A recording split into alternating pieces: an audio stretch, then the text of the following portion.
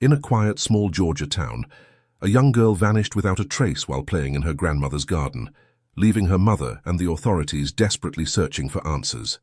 The child's disappearance haunted the once peaceful community, with residents struggling to believe such a tragedy could happen in their midst. But one day, after over 2 months with no clues, a park janitor discovered a crucial detail that would change the entire case in ways no one could have imagined. Before we dive into this shocking story, let us know where you're watching from today, and if you like this video, don't forget to subscribe. The warm Georgia sun was beginning to dip low in the sky as Patricia Carter's car pulled into the driveway of her modest single-story home in Elder Fork. The 36-year-old African-American woman sat behind the wheel for a moment, her hands gripping the steering wheel tightly as she took a deep breath. It was Tuesday, May 12th, and she had just returned from yet another fruitless visit to the police station. As she stepped out of the car, the weight of the past 2 months seemed to press down on her shoulders. 2 months of relentless searching, of sleepless nights, of hope that flickered like a candle in the wind. 2 months since her 9-year-old daughter Natasha had vanished without a trace. Patricia fumbled with her keys, her fingers trembling slightly as she unlocked the front door. The house that once echoed with Natasha's laughter now felt cavernous and empty. She stepped inside, and her eyes immediately fell on Natasha's colorful backpack, still hanging by the door where her daughter had left it that fateful day. The sight of it sent a sharp pain through Patricia's heart, a reminder of the life that had been so abruptly interrupted. She moved further into the living room, her gaze drawn to the couch where Natasha's favorite stuffed elephant sat untouched. Patricia remembered how Natasha would cuddle with it while watching cartoons, her infectious giggles filling the room. Now the silence was deafening. With a heavy sigh, Patricia dropped her purse on the kitchen counter. As she did so, a stack of papers slid out.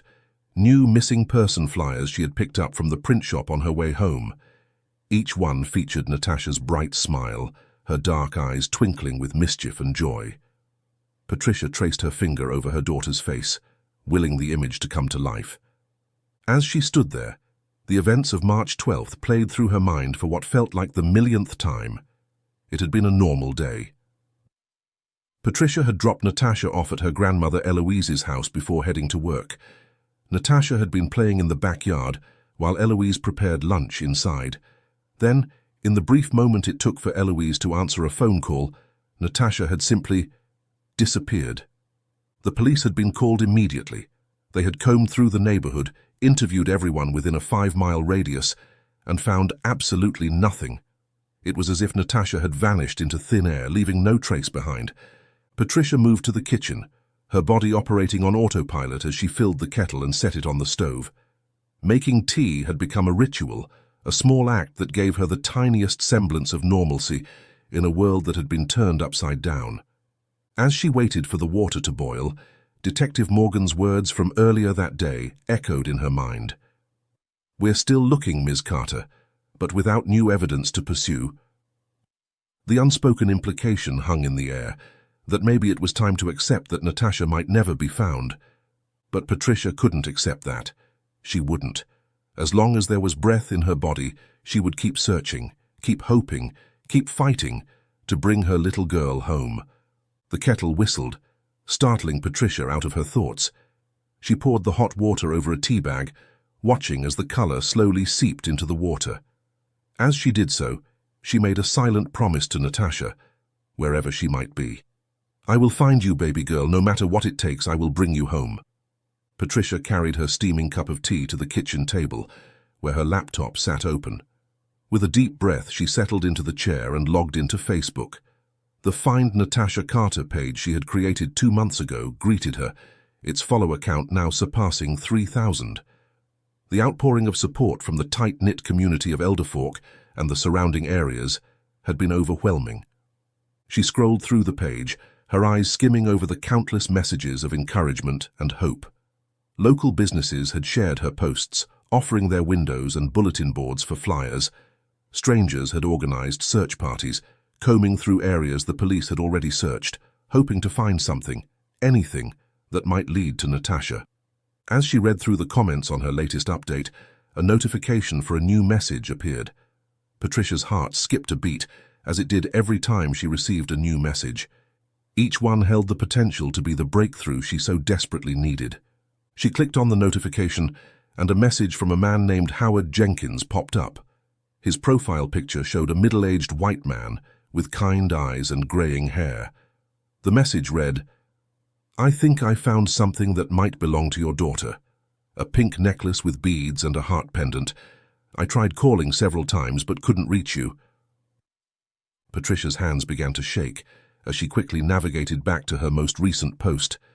Just hours ago, she had shared a detailed description of Natasha, including a mention of her favorite necklace, a pink beaded one with a heart pendant that Patricia had special ordered for her birthday. There in the comments section was a message from Howard. "I believe I've seen this necklace at Memorial Park, still there as of this afternoon." With trembling fingers, Patricia checked her call history. Sure enough, there were 3 missed calls from an unknown number within the past 2 hours. How had she missed them? She had been so vigilant about answering every call, terrified of missing that one crucial piece of information that could lead her to Natasha. A surge of hope coursed through Patricia, but it was tempered with caution. She had received false leads before, well-meaning people who were mistaken, or worse, cruel pranksters who found amusement in a mother's desperation. Each time the disappointment had been crushing, leaving Patricia feeling more hopeless than before. But she couldn't ignore this. Even if it turned out to be nothing, she had to follow up on every possible lead. Natasha's life could depend on it. Patricia took a deep breath, trying to steady her nerves. She picked up her phone, her finger hovering over the call button for a moment before she pressed it. The phone rang twice before a man's voice answered, "Hello?" Patricia's heart raced as she introduced herself. "This is Patricia Carter. I received a message about a necklace you found." "Yes, Miss Carter," the man replied, his voice gentle but direct. "I'm Howard Jenkins. I've been the janitor and groundskeeper at Memorial Park for the past 15 years. Patricia listened intently as Howard explained how he had noticed the necklace earlier that day. "I was cleaning near the central statue," he said, "when I saw this pink beaded necklace with a heart pendant hanging from the statue's outstretched hand." Howard's voice grew more animated as he continued, "I remembered seeing your Facebook posts about your missing daughter and the distinctive necklace you mentioned. That's why it caught my attention." Patricia's grip on the phone tightened. Could this really be Natasha's necklace? How did it end up in the park? Her mind raced with possibilities, each more unsettling than the last. "I wasn't completely certain it was the same necklace," Howard admitted. "I didn't want to remove it in case it was evidence, so I tried calling you while I continued my work at the park." "Is the necklace still there?" Patricia asked urgently, already reaching for her car keys. "Yes, it is," Howard confirmed. "I've been keeping an eye on it to make sure no one takes it." Patricia felt a rush of gratitude towards this stranger who had gone out of his way to help. "Why didn't you contact the police directly?" she asked, curious about his decision to reach out to her first. Howard's voice took on an apologetic tone. "I wanted to check with you first to confirm if it might actually be Natasha's necklace. I didn't want to potentially waste police resources if it turned out to be nothing." Patricia understood his reasoning, but every moment felt crucial now. "I'm coming to the park right away," she said, her voice tense with urgency. "Can you wait there until I arrive?" "Of course," Howard agreed readily. "I'll be near the central fountain statue where the necklace is located." As Patricia ended the call, she felt a mix of hope and anxiety churning in her stomach. This could be the break she had been praying for, the first real lead in 2 agonizing months. But she couldn't let herself get carried away. She had to approach this calmly and methodically. She quickly dialed Detective Morgan's number as she hurried to her car. When it went to voicemail, she left a brief message explaining the situation and that she was heading to Memorial Park. The drive to the park felt both excruciatingly long and alarmingly short. Patricia's mind raced with possibilities. If this was indeed Natasha's necklace, how did it end up in the park? Was Natasha trying to leave a clue? Or had something more sinister happened? As she pulled into the parking lot, Patricia took a deep breath, steeling herself for whatever she might find. She stepped out of the car, her eyes scanning the park for Howard. The late afternoon sun cast long shadows across the grass, and a gentle breeze rustled the leaves of the old oak trees that dotted the park. Patricia spotted a figure standing near the central area, an older man in a grey maintenance uniform with Memorial Park staff embroidered on the chest pocket. As she approached, she saw his concerned expression soften into one of recognition. For a moment, Patricia had feared this might be a cruel prank, that no one would actually be there waiting. But seeing Howard standing there respectfully by the statue gave her a flicker of hope. Patricia quickened her pace as she approached Howard, her heart pounding with a mixture of hope and trepidation. The park was relatively quiet for a Tuesday afternoon, with just a few dog walkers and joggers circling the perimeter. The tranquil atmosphere felt at odds with the turmoil in Patricia's mind.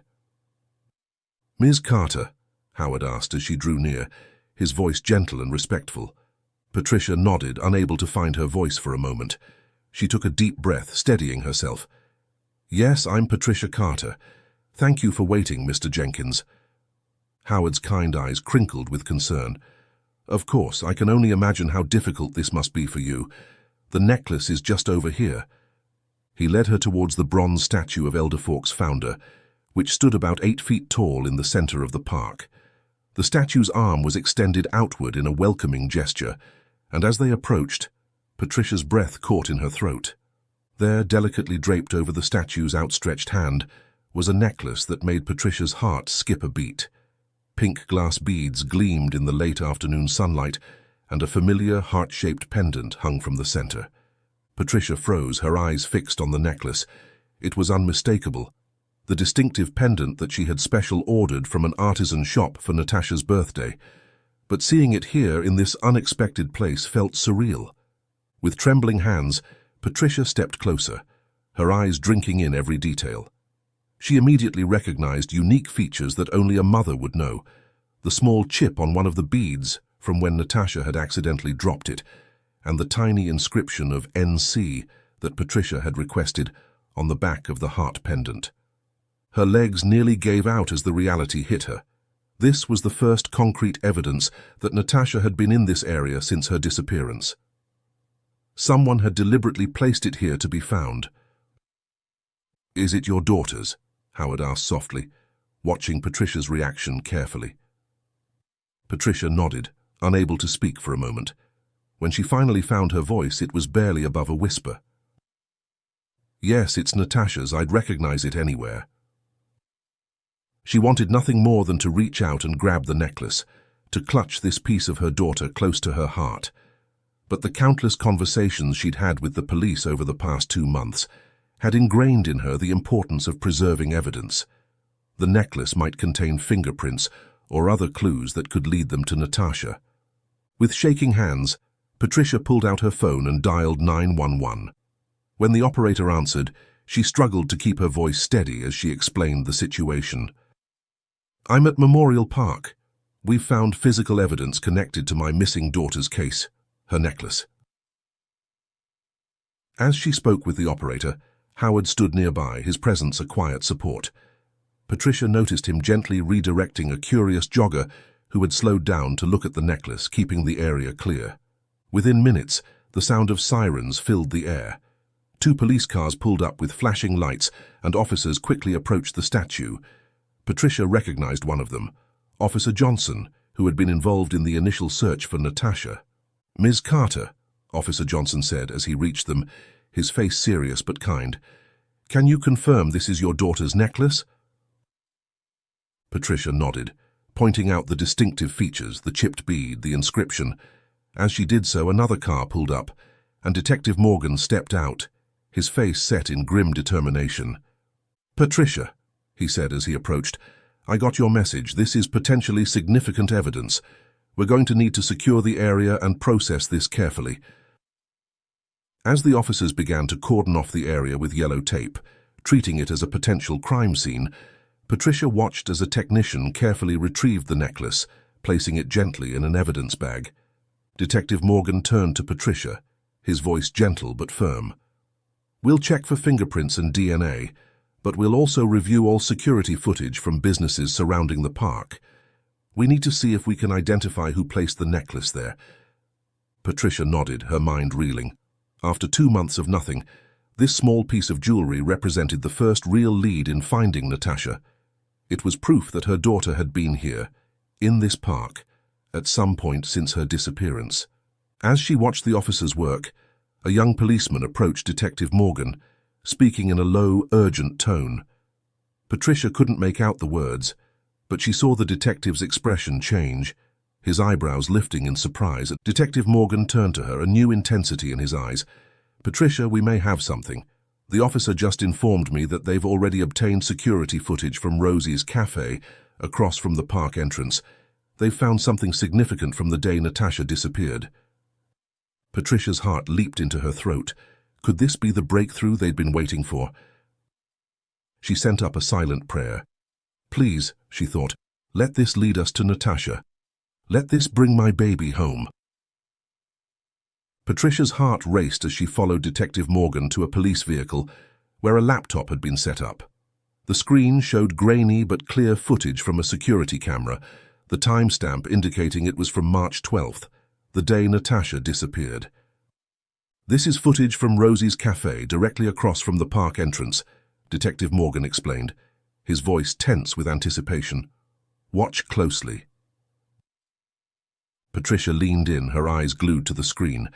At first, she saw only the usual foot traffic, people entering and leaving the cafe, others walking past on the sidewalk. Then her breath caught in her throat.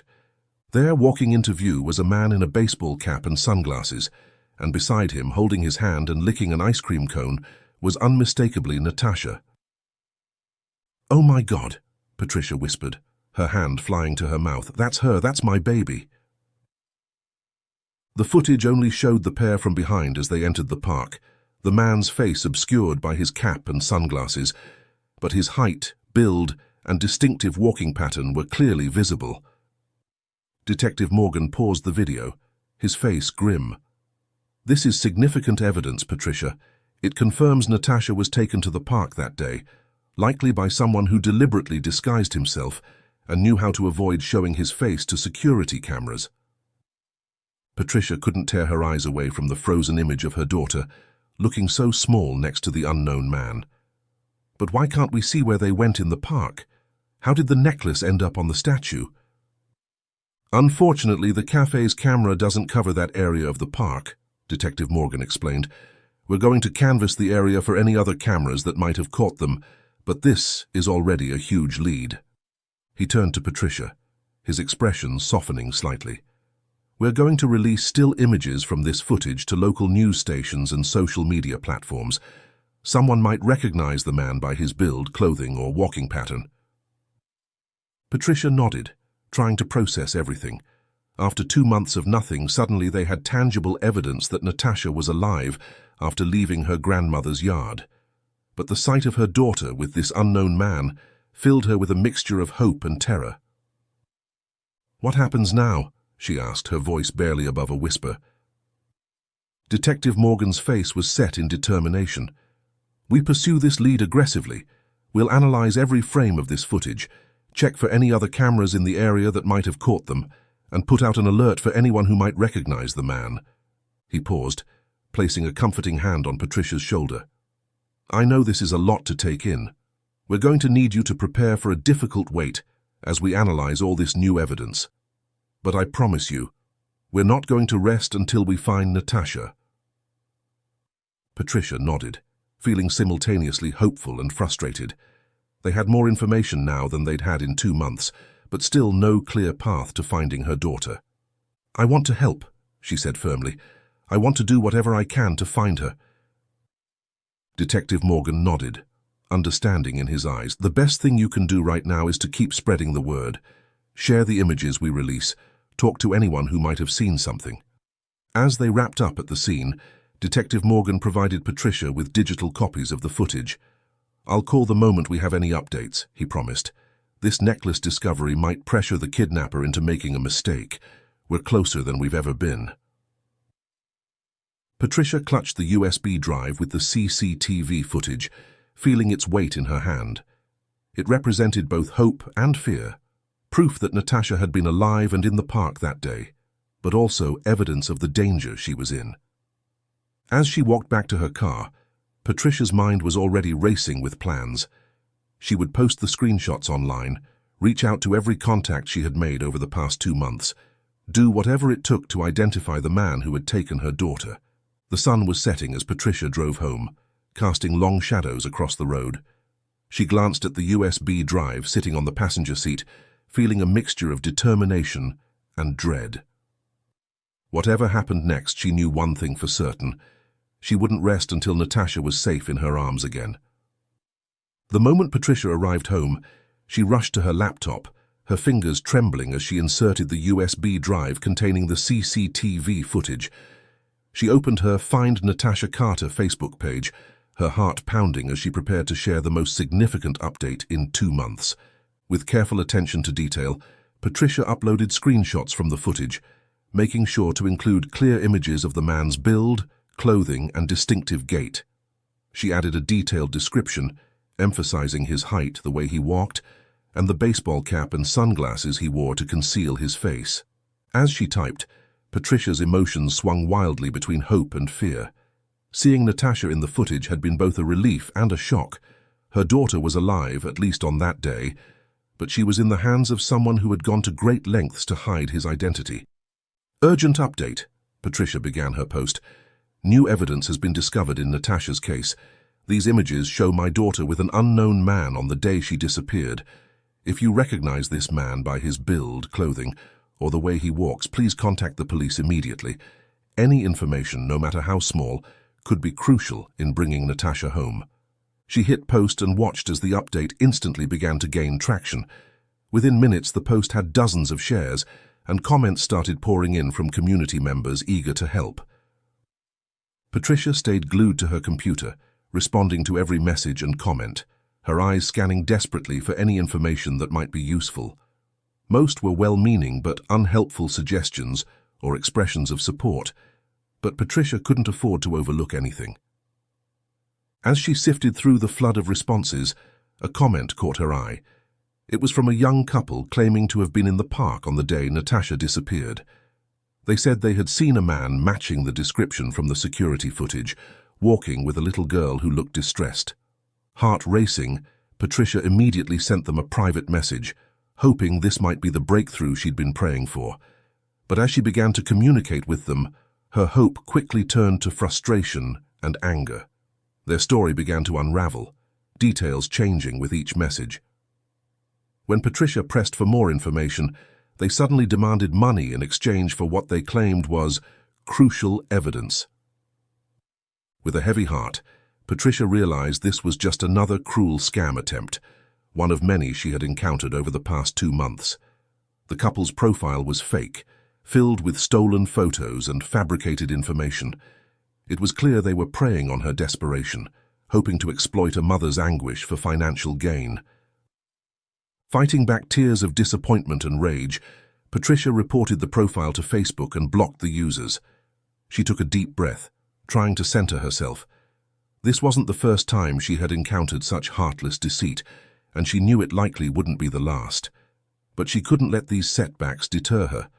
Somewhere out there, someone had real information that could lead her to Natasha. She had to keep searching, had to keep hoping.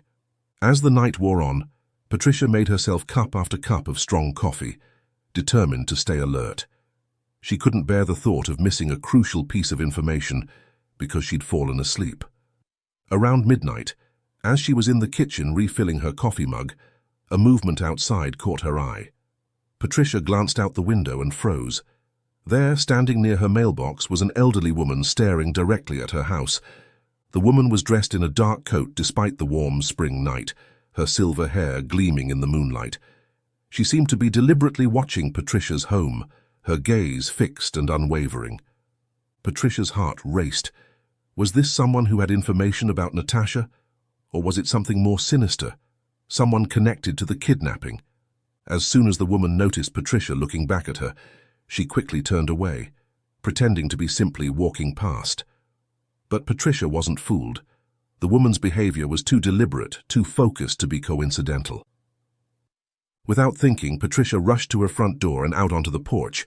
"Wait," she called out, her voice piercing the quiet night. "Please, I need to talk to you." But by the time Patricia reached the street, the mysterious figure had vanished into the darkness. The street was empty and silent, as if the woman had never been there at all. Shaken, Patricia retreated back into her house, double-checking all locks and windows. Was she imagining things? Had the stress and exhaustion of the past 2 months finally taken their toll, causing her to see threats where there were none? No, she decided. She had definitely seen someone watching her house. But why?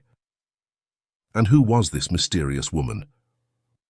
With trembling hands, Patricia picked up her phone and dialed Detective Morgan's number. Despite the late hour, it went to voicemail, and Patricia left a message describing the strange woman and what had happened. "I know it's late," she said into the phone, "but I thought you should know about this. It might be nothing, but after everything that's happened, I can't ignore it. Please call me back when you can." After ending the call, Patricia returned to her laptop, but found it hard to focus on the comments and messages. Her mind kept drifting back to the woman outside.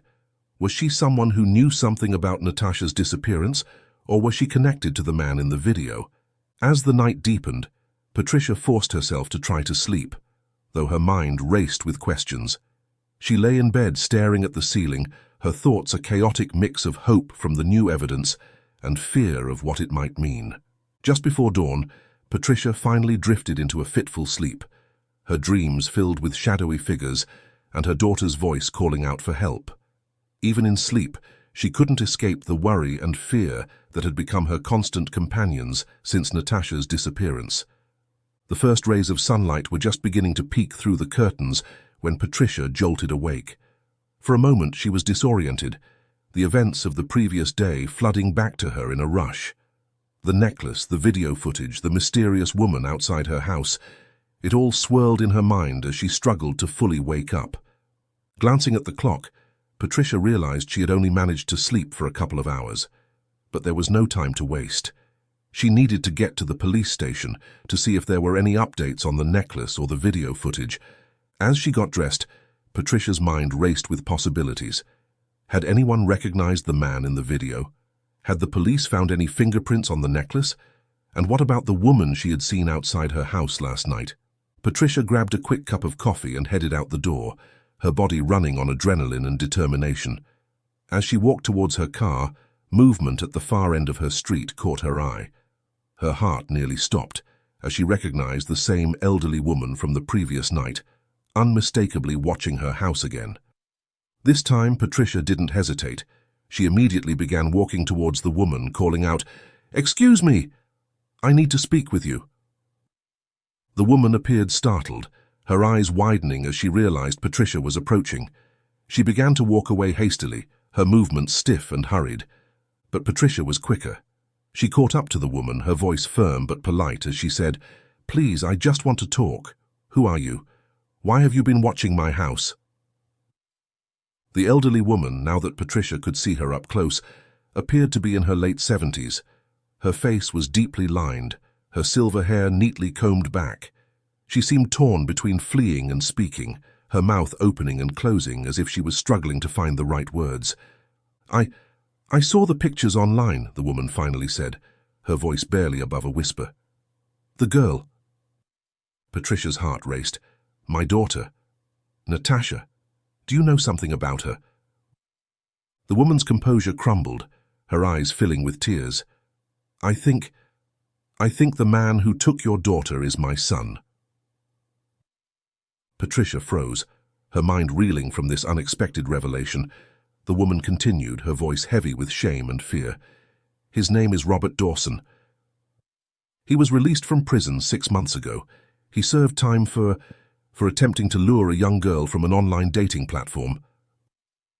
Patricia's hands shook as she reached for her phone, her eyes never leaving the woman's face. "What's your name?" she asked, her voice surprisingly steady despite the turmoil inside her. "Martha," the woman replied. "Martha Dawson." As Patricia dialed Detective Morgan's number, she kept her other hand on Martha's arm. ensuring the woman didn't try to leave. When the detective answered, Patricia quickly explained the situation, her words tumbling out in a rush. Within minutes, several police cars arrived at the scene. Martha appeared cooperative but deeply distressed, repeatedly apologizing and saying she had hoped her son had changed after prison. Detective Morgan arrived shortly after, his face grim as he approached Patricia and Martha. "We need to move quickly," he said. "Mrs. Dawson, we're going to need you to take us to your son's residence immediately." As they drove to Robert Dawson's house, Patricia's mind was in turmoil. They were closer than ever to finding Natasha, but the reality of what her daughter might have endured at the hands of this man was almost too much to bear. When they arrived at the small, run-down property on the outskirts of town, Patricia saw several police cars already there. Detective Morgan had dispatched units to the address as soon as Patricia had called. An officer approached their car as they pulled up. "Detective," he said, his voice tense, "we found one of Natasha's shoes inside the house during our preliminary search. It confirms we're on the right track, but neither Robert nor the girl are in the residence." Patricia felt her heart sink. They were so close, but Natasha was still out of reach. She turned to Martha, who was looking at the empty garage with a mixture of fear and resignation. "Robert owns an old blue pickup truck," Martha said quietly. "It's not here. He must have fled with the girl after seeing his image on the news and social media." Detective Morgan pressed Martha for more information, his voice urgent but controlled. "Mrs. Dawson, we need to know everything about your son's history, anything that might help us find them." Martha's composure crumbled, tears streaming down her face as she revealed more about Robert's criminal past. He's been in trouble before," her voice barely above a whisper. "A few years ago, he lured a young girl through an online dating platform. He took her to a secluded area in a forest, but thankfully the police caught him before he could harm her." The officers exchanged grim looks, quickly moving to verify Martha's information against Robert's criminal record. Within minutes, they confirmed everything she had said. Detective Morgan immediately began issuing orders, mobilizing search units to focus on nearby forests, especially Blackwater Forest, which was closest to their current location. As the activity swirled around her, Patricia stood still, her eyes fixed on Robert Dawson's house. Somewhere out there, her daughter was with this man, scared and alone. The thought filled her with a determination she had never known before. "We're coming, Natasha," she whispered, her hands clenched into fists. "Just hold on a little longer. We're coming to bring you home." The next hour passed in a blur of activity. Patricia found herself sitting in a police car outside Robert Dawson's house, watching as officers searched the property and coordinated with search teams through their radios. The air was thick with tension, every minute feeling like an eternity as they waited for news. Beside her sat Martha Dawson, the elderly woman's face a mask of shame and sorrow. In quiet, halting words, Martha began to share fragments of Robert's troubled childhood and history of mental health issues that were never properly addressed. "I thought prison had changed him," Martha murmured, her voice barely audible. "I wanted to believe he could be better. I never imagined he would—" Her voice trailed off, unable to complete the thought. Patricia found it difficult to look at Martha, knowing this woman had raised the man who had taken Natasha. But she also recognized that without Martha's courage in coming forward, they might never have gotten this close to finding her daughter. Road cameras along all major routes leading out of Elderfork had been alerted to look for Robert's blue pickup truck. Patricia watched as officers relayed information about possible sightings, each report causing a momentary surge of hope before being dismissed as a false lead. Patrol units were being dispatched to set up roadblocks at key intersections, their lights flashing as they sped away from the scene. Other officers were going door to door in the surrounding neighborhoods, showing Robert's picture and asking if anyone had seen him or his vehicle. Meanwhile, K9 units were being prepared for deployment. These highly trained dogs would be crucial in tracking Natasha's scent through the dense undergrowth of Blackwater Forest. A helicopter thundered overhead, its searchlight sweeping across the treetops as it began an aerial survey of the forest. The pilot's voice crackled over the radio, reporting on clearings and abandoned structures that ground teams should investigate. Detective Morgan approached the car, his face etched with determination. "We're leaving no stone unturned," he assured Patricia. "Every available resource is being utilized. We're going to find her." As Patricia watched this massive operation unfold, she felt a mix of hope and fear. The scale of the search was impressive, a testament to how seriously the police were taking Natasha's case, but it also drove home the urgency of the situation and the dangers her daughter might be facing. The minutes ticked by agonizingly slowly. Patricia's eyes darted between the officers outside and her phone, silently willing it to ring with news of Natasha. She found herself holding her breath each time an officer approached the car, hoping for an update.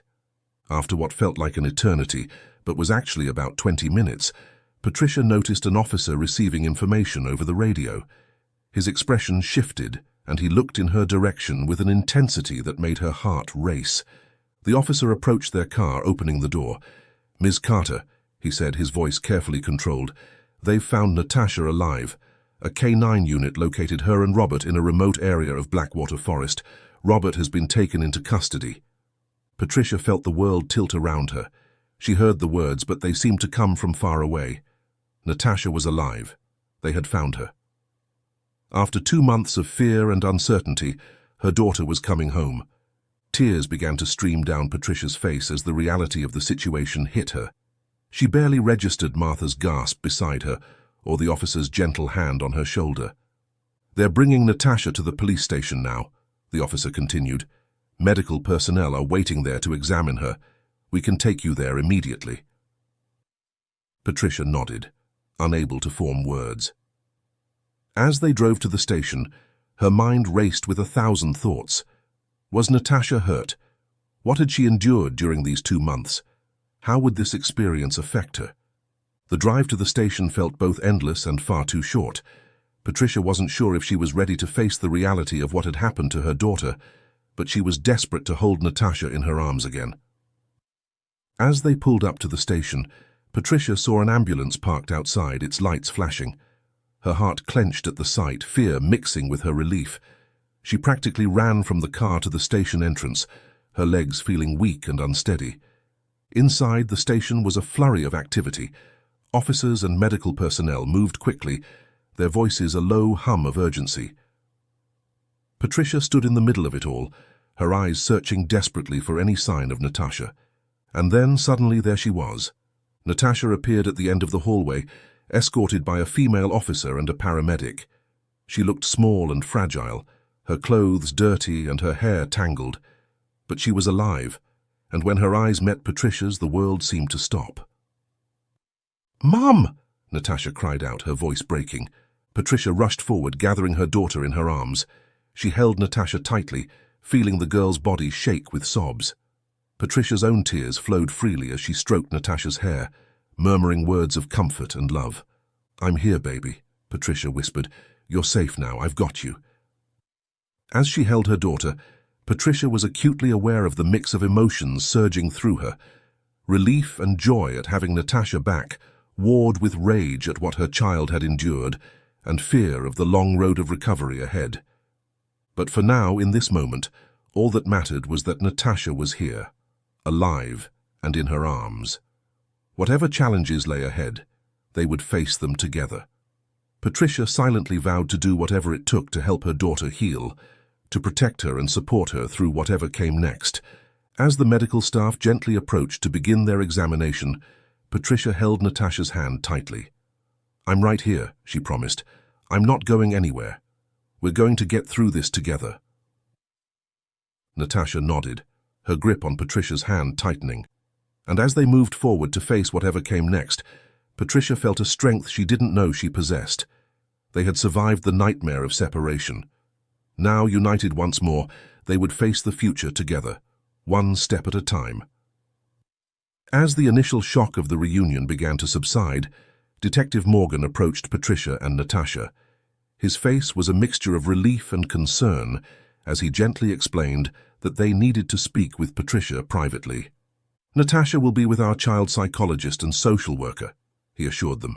"They're specially trained to handle situations like this. We'll make sure she's comfortable and safe while we talk." Patricia hesitated, reluctant to let Natasha out of her sight even for a moment. But she knew this was necessary. She knelt down to Natasha's eye level, cupping her daughter's face gently. "Sweetie, I need to talk to Detective Morgan for a little while. These nice people are going to stay with you, okay? I'll be back as soon as I can. You're safe now." Natasha nodded, her eyes wide and frightened. "Promise you'll come back?" "I promise," Patricia said firmly. "I'm not going far. I love you so much." With a heavy heart, Patricia watched as Natasha was led away by the kind-faced social worker. Then she turned to Detective Morgan, steeling herself for whatever he needed to tell her. They walked to a small interview room, the detective's face grave. As they sat down, Patricia could feel the weight of what was coming pressing down on her. "Patricia," Detective Morgan began, his voice gentle but serious, "I know this is incredibly difficult, but there are some things we need to discuss about what happened to Natasha during her captivity." Patricia nodded, her throat tight. "I understand. Please, just tell me." The detective took a deep breath. "Robert Dawson has confessed to abducting Natasha from her grandmother's backyard. His confession contains some disturbing information that you need to be aware of." Patricia felt her heart racing, her palms sweating. She wanted to cover her ears, to run from whatever terrible truth was coming, but she forced herself to stay, to listen, for Natasha's sake. "While we won't go into details right now," Detective Morgan continued, his voice heavy with compassion, "Robert has admitted to inappropriate conduct with Natasha during her captivity. We will need your strength and cooperation as we build our case for prosecution." The words hit Patricia like a physical blow. She had feared something like this, had nightmares about it, but hearing it confirmed was devastating. She felt a wave of nausea wash over her, followed by a surge of rage so intense it frightened her. What do you mean by inappropriate?" Patricia managed to ask, her voice barely above a whisper. Detective Morgan shook his head gently. "We don't have all the details yet, and we don't want to push Natasha too hard right now. The most important thing is that she's safe now, and we'll make sure she gets all the support and help she needs." Patricia nodded numbly, her mind reeling. How could anyone do such a thing to an innocent child? To her child? The anger and pain threatened to overwhelm her. Seeing her distress, Detective Morgan leaned forward, his voice earnest. "Patricia, I know this is incredibly difficult to hear, but I want you to know that we have victim advocates and child psychologists ready to support both you and Natasha through this process. With proper support, children can recover from even the most traumatic experiences." Patricia took a shaky breath, trying to center herself. What do I do now? How do I help her?" "The most important thing is to be there for her," the detective said. "Let her know she's safe, that she's loved, and that what happened wasn't her fault. We'll provide you with resources and support to help guide you through this process." As they continued to talk, discussing the next steps in the investigation and the support services available, Patricia felt a strange mix of emotions. The joy of having Natasha back was now tempered by the knowledge of what she had endured. But underneath it all was a steely determination. No matter what it took, she would help her daughter heal from this trauma. When they finished talking, Patricia stood on shaky legs. "Can I see Natasha now?" Detective Morgan nodded, leading her back to where Natasha was waiting with the social worker. When Patricia rejoined Natasha after her conversation with Detective Morgan, she saw her daughter with new eyes. The wariness, confusion, and fear that now clouded Natasha's once bright expression were painfully evident. Yet beneath the trauma, Patricia could glimpse the resilience and strength that had allowed her daughter to survive such a harrowing ordeal. As she embraced Natasha, Patricia made a silent promise to her daughter. No matter how long or difficult the journey ahead might be, she would do whatever it took to help Natasha heal and reclaim her life. The social worker suggested they take a break outside the station, recognizing the need for fresh air and a moment of calm amidst the whirlwind of emotions and activity. As Patricia, Natasha, and the social worker stood together outside, discussing the next steps in gentle tones, a familiar figure approached them. It was Howard Jenkins, the park janitor whose attentiveness had played such a crucial role in Natasha's rescue. He had heard the news of Natasha's safe return and had come to the station to see how they were doing. Patricia's eyes welled with tears as she saw him. Without hesitation, she embraced Howard, her voice thick with emotion as she said, "Thank you. Without your attentiveness and compassion, we might never have found Natasha." Howard, clearly moved, patted Patricia's back gently. "I'm just glad I could help," he said softly, his kind eyes moving to Natasha, who was watching the interaction with a mix of curiosity and apprehension. After a few moments of conversation with Howard, during which Patricia expressed her profound gratitude once more, she turned to Natasha. "We need to go back inside now, sweetie," she explained gently. "We need to talk to the officers again, but it will all be over soon, and then we can go home together." Natasha nodded, her small hand seeking out Patricia's as they walked back into the station. As they crossed the lobby, Patricia noticed a hunched figure approaching them. It was Martha Dawson, her eyes downcast and her shoulders slumped, her face a map of shame and regret. Martha's voice trembled as she spoke. "I'm so sorry for what my son did to your little girl. I thought he had changed. I never thought he would." She trailed off, unable to complete the sentence, her words choked with emotion. Patricia found it difficult to even look at Martha, knowing this woman had raised the monster who hurt her daughter. But she also recognized that without Martha's courage in coming forward, they might never have found Natasha. After a moment's hesitation, Patricia nodded. "It's not your fault what your son did," she said, her voice steady despite the turmoil of emotions within her. "Thank you for coming forward when you did." Martha wiped away tears, her voice stronger as she promised, "I'll cooperate fully with the police and in court. I'll tell them everything I know about my son, Robert. I want him to face justice for what he did to your daughter.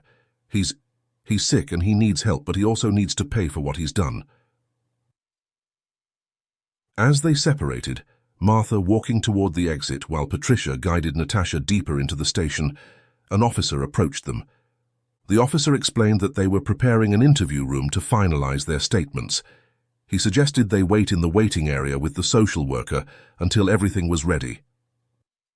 Patricia and Natasha settled into the waiting room, Natasha curling up against her mother's side. As they sat there, Patricia's mind wandered to the necklace, the crucial piece that had led to everything. She stroked her daughter's hair gently and asked, "Natasha, do you know how your necklace ended up on that statue's hand in the park?" Natasha tensed slightly at the question, her voice small and hesitant as she replied, "He told me he is a friend of you and you are in the park. We got ice cream, but then he became angry. He took the necklace from me and threw it away."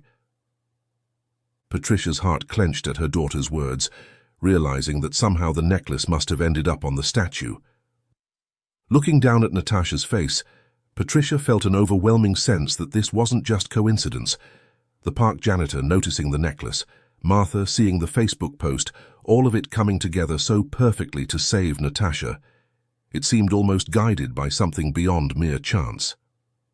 The officer returned, informing them that the interview room was ready. As they stood to follow him, Patricia made a silent vow to do everything in her power to help her daughter heal from this horrific ordeal. Walking towards the interview room, Patricia was struck by a chilling realization. Predators like Robert Dawson lurked everywhere, hiding behind normal appearances while harboring monstrous intentions. She understood now with terrifying clarity how close she had come to never seeing her daughter again. With her arm protectively around Natasha's shoulders, Patricia walked toward the interview room. She was profoundly grateful for her daughter's return, but acutely aware of the long, difficult journey of healing that lay ahead for both of them. As they entered the room, Patricia took a deep breath, steeling herself for what was to come. The road ahead would be challenging, but they would face it together. With love, support, and time, they would find their way back to happiness and peace. For now, Patricia focused on the present moment, on being there for Natasha as they took this next crucial step in their journey towards healing and justice.